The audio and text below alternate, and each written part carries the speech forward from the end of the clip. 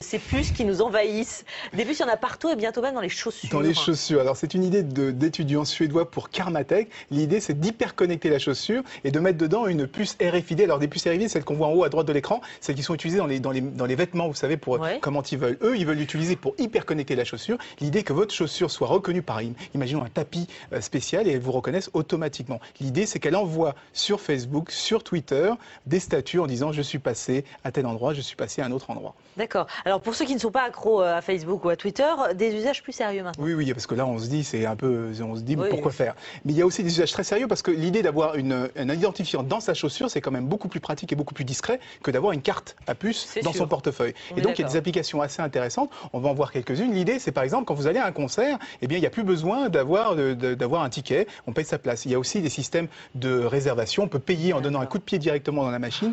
L'idée, c'est quand même que de remplacer les cartes mémoire par un appareil, par une puce RFID. Et l'idée aussi, c'est parce que, vous savez, beaucoup de gens s'inquiètent de la vie privée de cette nouvelle génération, mais cette nouvelle génération trouve ça formidable que tous ses copains sachent à n'importe quel moment où on se trouve. Et donc, c'est quand même fait pour les réseaux sociaux et pour envoyer toutes les informations sur Internet. Ça veut dire qu'on ne va pas nous la greffer sous la peau, pas tout de suite. Non, juste dans les chaussures.